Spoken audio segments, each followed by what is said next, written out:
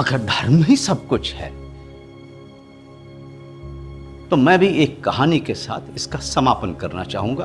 कृपया करके आज्ञा दे दीजिए। Please conclude mister Solanki. Thank you sir.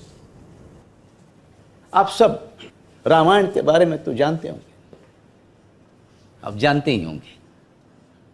जब प्रभु श्री राम ने युद्ध में रावण का वध किया था तो मरने के पश्चात रावण को मोक्ष की प्राप्ति नहीं हुई थी। रावण जो शिव जी के परम प्रिय भक्त थे,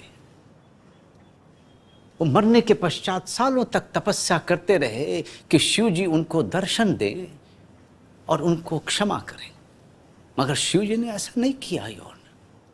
ये सब देखकर पार्वती जी से रहा नहीं गया और वो दौड़ती हुई शिव जी के पास गई और बोली, हे प्रभु, आप इतने कठोर कैसे हो सकते हो? रावण जैसे अपने परम प्रिय भक्त को दर्शन क्यों नहीं दे रहे, उसको क्षमा क्यों नहीं कर रहे? शिव जी मंद मंद मुस्काए और कहा, हे पार्वती, इस संसार में कुकर्म को 3 भागों में बांटा गया है। पहला पाप जो आदमी कभी जाने कभी अनजाने में करता है, उसका निवारण प्रायश्चित करके, माफी मांग के और किसी और तरीके से भरपाई करके हो सकता है। दूसरा कुकर्म अति पाप के रूप में जाना जाता है, जैसे हत्या, अपहरण और जघन्य अपराध। उनकी भी कुछ हद तक माफी संभव है, मगर तीसरा कुकर्म महापाप के रूप में जाना जाता है, जिसकी कोई माफी नहीं है। इस पर पार्वती जी ने शिव जी को टोका और अचंभे से पूछा, हे प्रभु, रावण ने तो सीता जी का अपहरण किया था, वो तो अति पाप के रूप में जाना चाहिए, आप उसे महापाप क्यों मान?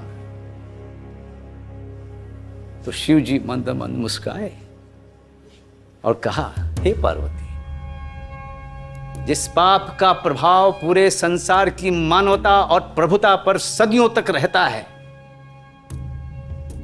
वो महापाप के अंतर्गत आता है। मैं रावण को माफ कर देता अगर उसने रावण बनकर सीता का अपहरण किया होता, लेकिन उसने साधु का वेश धारण किया था, जिसका प्रभाव पूरे संसार के साधुत्व और सनातन पर सदियों तक रहेगा, जिसकी कोई माफी नहीं है, योर ऑनर। और ये रावण है, रावण। इसे कतई नहीं छोड़ा जाना चाहिए।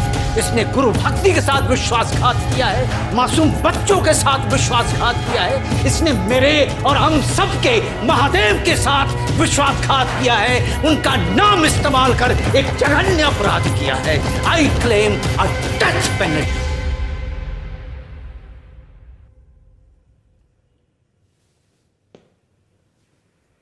To be hanged!